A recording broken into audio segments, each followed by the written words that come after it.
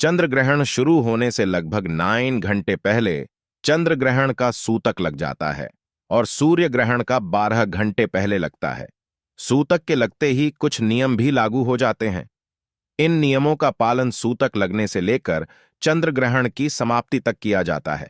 तो चलिए आपको बताते हैं चंद्र ग्रहण का समय क्या रहेगा और सूतक काल कब से कब तक रहेगा। साल 2024 का पहला चंद्र ग्रहण इस बार होली के दिन लग रहा है और होली और चंद्र ग्रहण का यह सहयोग 100 साल के बाद बन रहा है। इससे पहले होली वाले दिन चंद्र ग्रहण साल 1924 में लगा था। अब 24 मार्च को होली का ध्यान होगा और अगले दिन यानी 25 मार्च को रंगों की होली खेली जाएगी और इसी दिन चंद्र ग्रहण भी लगेगा। यह चंद्र ग्रहण उपछाया चंद्र ग्रहण होगा और भारतीय समय अनुसार यह चंद्र ग्रहण सुबह 10:23 से शुरू होगा, जो कि सम होगा। दोपहर 3:02 पर तो इस बार के चंद्र ग्रहण का जो सूतक काल है वह 24 मार्च की मध्य रात्रि 1:30 से प्रारंभ हो जाएगा और जो कि ग्रहण की समाप्ति के साथ ही समाप्त हो जाएगा। ज्योतिषियों के अनुसार ग्रहण के सूतक काल से लेकर ग्रहण की समाप्ति तक मंदिर में पूजा पाठ करने और भगवान को स्पर्श करने की मनाही होती है। इस समय में प्रेग्नेंट लेडीज को कैंची, चाकू, मशीन, सुई या किसी भी धारदार और नुकीली चीजों का इस्तेमाल नहीं करना चाहिए।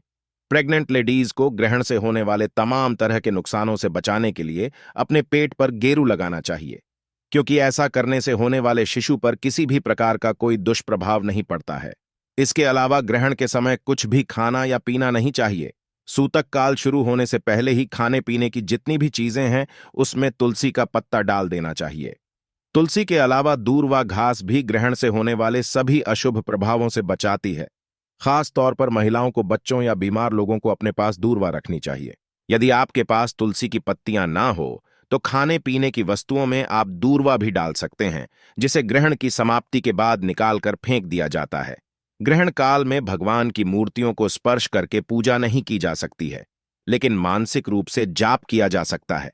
जब भी ग्रहण लगता है तो उस समय यदि गर्भवती महिलाएं हैं तो उन्हें तनाव में नहीं आना चाहिए, बल्कि अपने मन को शांत रखते हुए अपने इष्ट देवी देवता का या अपने धर्म के अनुसार जो भी आप भगवान को मानते हैं उनका ध्यान करके आप मानसिक रूप से पूजा कर सकते हैं।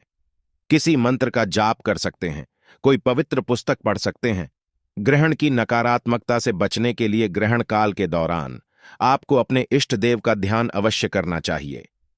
इसके अलावा आप अपनी क्षमता के अनुसार जिस समय ग्रहण लग रहा हो उस समय जो भी दान की सामग्री है, जैसे दक्षिणा, वस्त्र, जूते, चप्पल आदि, वह आप निकालकर अलग रख दें और ग्रहण की समाप्ति के बाद इन चीजों का दान जरूर करें। अब जानिए कि ग्रहण समाप्त होने के बाद क्या क्या काम जरूर करना चाहिए। तो ग्रहण की समाप्ति के बाद सबसे पहले घर की साफ सफाई करनी चाहिए। घर में पोंछा जरूर लगाना चाहिए। गंगा जल का छिड़काव करना चाहिए। घर के सभी सदस्यों को पानी में गंगा जल डालकर स्नान करना चाहिए। ग्रहण के समय पहने गए वस्त्रों सहित ही स्नान करना चाहिए और फिर मंदिर की मूर्तियों की साफ सफाई करके मूर्तियों को स्नान कराने के बाद मूर्तियों के वस्त्र बदलने चाहिए और उन्हें साफ वस्त्र पहनाने चाहिए। खाने में या जो पीने की वस्तुएं हैं उसमें डाले गए तुलसी के पत्ते या दूर्व के पत्ते निकाल देना चाहिए। जो भी दान सामग्री आपने ग्रहण काल के दौरान निकाल कर रखी हुई है उसे ग्रहण समाप्त होने के बाद दान में दे देना चाहिए। दान आप किसी भी गरीब जरूरतमंद व्यक्ति को दे सकते हैं। 25 मार्च को लगने वाला जो चंद्र ग्रहण है यह दुनिया के बहुत सारे हिस्सों में दिखाई देगा, लेकिन भारत में यह ग्रहण दिखाई नहीं देगा।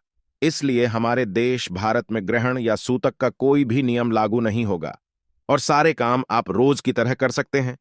फिर भी अगर आप ग्रहण काल में भगवान का ध्यान करना चाहें तो आप कर सकते हैं और अपनी क्षमता के अनुसार कुछ दान देना चाहें तो ग्रहण की समाप्ति के बाद दान भी दे सकते हैं, जो कि बहुत शुभ रहेगा। इस चंद्र ग्रहण को दुनिया के उत्तर और पूर्वी एशिया, यूरोप, ऑस्ट्रेलिया, अफ्रीका, उत्तरी और दक्षिण अमेरिका, प्रशांत, आर्टिका और अंटार्कटिका के कई हिस्सों में देखा जा सकेगा। यह थी आज की वीडियो। उम्मीद है जानकारी आपको अच्छी लगी होगी।